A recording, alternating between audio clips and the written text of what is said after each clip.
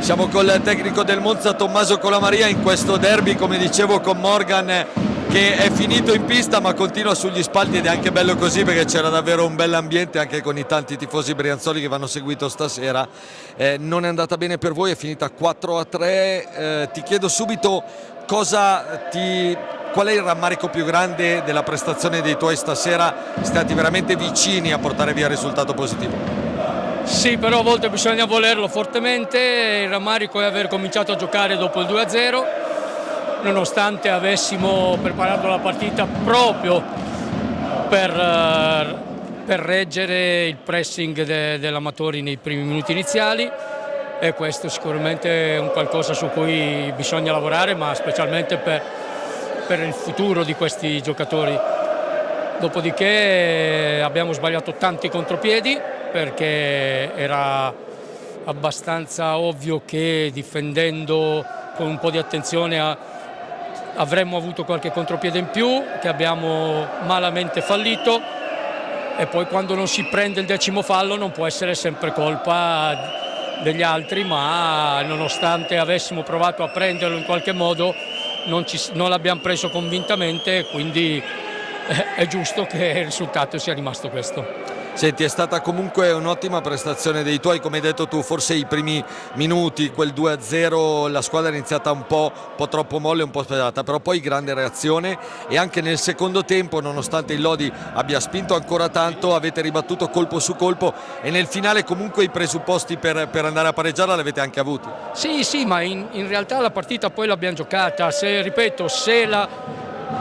non partiamo dal 2-0, poi non dico che la vinciamo, perché è evidente che ci sono delle differenze. Le classifiche non sono mai così tanto bugiarde, possono essere bugiarde di 1 punto, 2, 3, ma se l'Amatori è lì e noi siamo lì, è evidente che sono più bravi di noi, o che comunque stanno facendo molto meglio di noi. L'abbiamo giocata, sapevamo che avremmo sofferto e che quindi dovevamo soffrire dal punto di vista difensivo. Ripeto, però ci sono delle situazioni che anche una squadra giovane deve capire, deve imparare a crescere su questi episodi che poi fanno la differenza nella partita. L'ultima cosa, adesso sabato vi attende il ritorno col Noia. Tu nella tua carriera da giocatore hai giocato tante grandi sfide anche a livello europeo in ambienti veramente clamorosi come quelli spagnoli, come Noia e non solo. La tua è una squadra molto giovane che all'andata però ha strappato la vittoria col Noia, quindi ha dimostrato di avere le qualità per giocarsela. Cosa ti aspetti, mentre il giusto tributo dei tifosi, cosa ti aspetti sabato da questo return match che chiaramente è difficilissimo? Beh, è molto difficile perché giocheremo contro una squadra molto esperta, classica squadra spagnola che fa tanta intensità e tanta forza fisica. Dipenderà anche tanto il fatto di potercela giocare dal metro che utilizzeranno gli arbitri.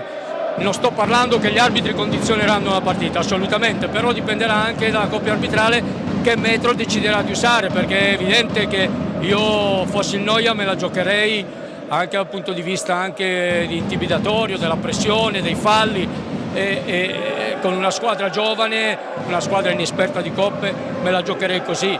È chiaro che noi andiamo lì non senza pressione, perché noi sentiamo la pressione di aver vinto in casa e quindi la possibilità di potercela giocare anche là, sapendo che ci sono delle differenze, ma che molte volte le differenze vengono azzerate dalle motivazioni, dalle serate, dalle giornate e dalla voglia di fare qualcosa di importante.